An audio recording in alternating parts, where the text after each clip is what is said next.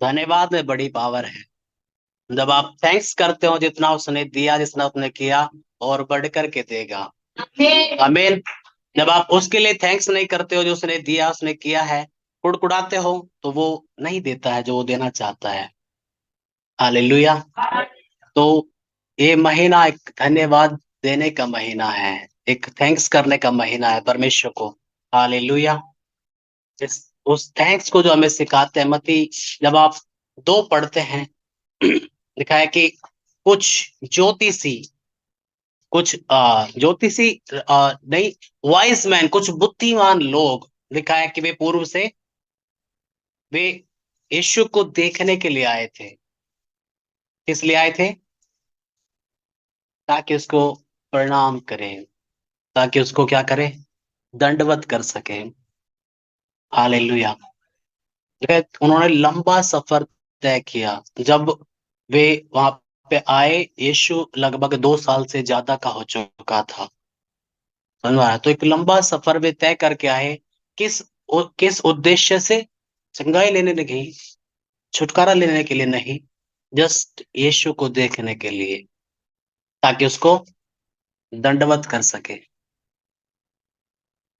मुझे नहीं पता आपको समझ में आ रहा है कि नहीं। कि कलीसिया में बहुत सारे लोगों का आने का उद्देश्य कुछ और रहता है ना? लेकिन वे यीशु से कुछ लेने के लिए नहीं आए थे, कुछ स्वार्थ के लिए वे नहीं आए थे। वे किस लिए आए थे? ताकि उसको देख सके, ताकि उसकी महिमा कर सके। हालेलुया।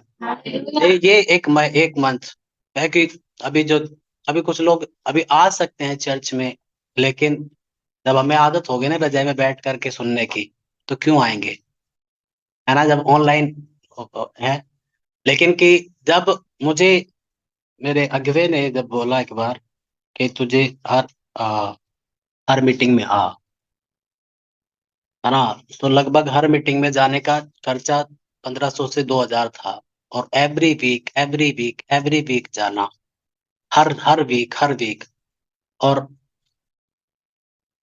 कई बार सारी सारी रात सफर किया। रात को ऐसे ऐसे ऐसे ऐसे करके कई बार ऐसा होता था कि एक्सीडेंट ना हो जाए, क्योंकि सारा दिन सफर करके गए, मीटिंग लिया, फिर सारी रात कई बार ऐसे सफर करके आना।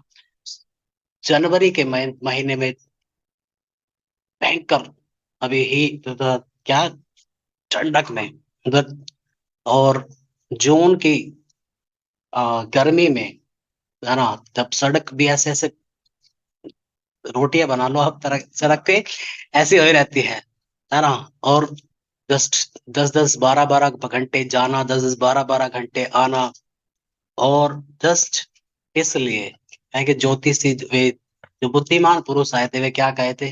यीशु को देखने के लिए, उसकी की प्रणाम करने, उससे ना आराधना करने के लिए, जस्ट कह रहे कि we came to see him and to thanks him. और वे जस्ट देखने के लिए ही नहीं आए थे। एक लिखा है कि एक राजा के पास जब हम आते हैं, तो हम अपने अच्छे से अच्छे उपहार लेकर के उसे आते हुए कि किंग को देखने के लिए आए। लिखा है कि वे अपनी अनमोल चीजें लेकर के आए। लिखा है सोना, मोर, लोबान लेकर के आए उसको चढ़ाने के लिए। हालेलुया। है ना, कि एक क्या कि राजा की क्या है, उनको पता था कि किंग से अगर मिलना है, तो कंप्लेन के साथ नहीं मिलना, है ना, कड़वाहट के साथ नहीं मिलना, एक भिखमंगे दिखा करके नहीं मिलना है हम पे तो उल्टा हमें देते। उनको पता था कि जो हमें उसने दिया है, हमें उसके द्वारा उसकी महिमा करनी है। जब जो उसने दिया है उससे उसकी महिमा करेंगे, तो वो और भी देगा, ताकि हम उसकी और महिमा कर सके।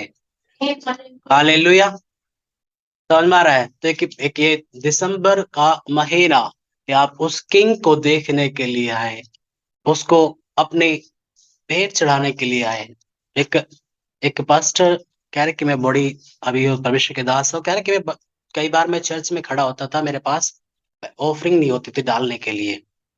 तो उसने किसी और की सुना होगा, कह रहे कि कई, उसने जब सुना किसी और की टेस्टिमनी कि कई बार ऑफरिंग डालने के लिए नहीं होता था, तो मैं अपना बटन तोड़ के ही ऑफरिंग में डाल देता था कि प्रभु यही है।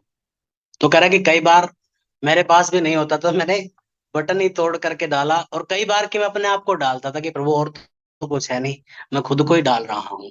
मेरा ही कर ले, तो जो कुछ करना है मुझसे ही कर ले। समझ में आ रहा है? हालेलुया। क्योंकि कई बार जस्ट ऑफरिंग बॉक्स सामने आए, कह रहा है कि मैं प्रभु मेरे पास कुछ नहीं है, मैं खुद को डाल रहा हूँ, लेकिन ये बेस्ट है। इससे बड़ा गिफ्ट क्या दे सकते हैं प्रभु को, कि हम अपने आप को ही उसे दे दे। हालेलुया। क्या है कि पौलुस कह रहा है कि यीशु ने हमसे प्यार किया और अपने आप को हमारे लिए दे दिया। अगर हम भी उससे प्यार करते हैं तो क्या सबसे बड़ा गिफ्ट हम क्या दे सकते हैं इस महीने में अपने आप को। हालेलुया। आंखें बंद करके अपने आप को सब परमेश्वर में, उन बुद्धिमानों की तरह मैं भी तेरे पास तुझे देखने के लिए और तुझे दंडवत करने के लिए आता हूं, और मैं अपने आप को देता हूं प्रभु।